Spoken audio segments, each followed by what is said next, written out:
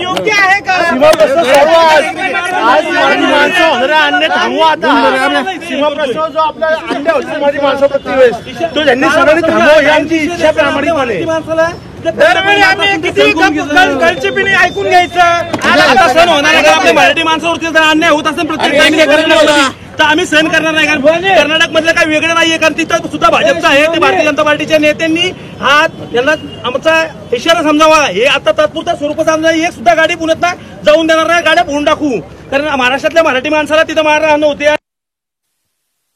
सहन करणार नाही. मुख्यमंत्री गृहमंत्री का शांत बसलेले आहेत? कारण महाराष्ट्र काय पेटून द्यायचंय का आपल्याला? महाराष्ट्रीय माणसाला अजिबात सहन होणार नाही. शेजारची राज्य तर ती तुम्ही तुमच्या गळचेपी जर तिथं चालत असेल तिथं आम्ही आमच्या मराठी माणसासाठी रस्त्यावरती 100% उतरतो आणि कायम उतरू. आणि मराठी माणसासाठी यांच्यापेक्षा असं आम्हाला चांगलं मारता येतं. आम्ही जर मारायचं म्हणलं तर आम्ही इथं एक पण गाडी येऊन जाणार. आणि महाराष्ट्राला छत्रपती शिवाजी महाराजांचा इतिहास आहे आणि इतिहास हा कायम लक्षात ठेवा. कर्नाटकांनी त्या पद्धतीत राहावं. आता सहन होणार नाही. एसटीला काळं फासण्यात आले. पुढची काय असणार आहे हे फक्त आता प्रशासनाला आपल्याच आहे. त्यामुळे प्रशासनाला एक बाजू म्हणून आम्ही फक्त प्रशासनाला एक जास्त वेटी धरत नाहीये म्हणून फक्त हा इशारा दिलाय. यानंतर सर्व गाड्या फोडून जाळून टाकल्या जातील एवढं सांगतो शिवसेनेमार्फत. कारण प्रशासन शेवटी आपल्याच आहे. त्याला आता वेटी धरणं योग्य नाही. कारण इथं गृहमंत्री आलेले आहेत. त्यांना हा संदेश देणं आम्हाला अपेक्षित आहे.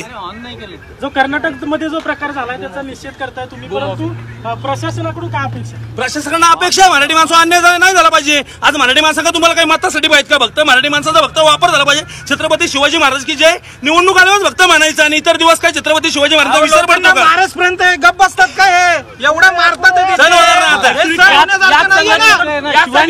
छत्रपती शिवाजी महाराज छत्रपती निवडणुकीपुरता असतात. राहुल सोलापूर करता पुरुष होतो तो सुद्धा छत्रपती शिवाजी महाराजांबद्दल चुकीचा बोलतो. हे महाराष्ट्रात चाललंय काय? छत्रपती शिवाजी महाराजांचा तुम्हाला अवमान एवढा करायचा आता सहन होणार नाही. कारण मराठी माणसांचे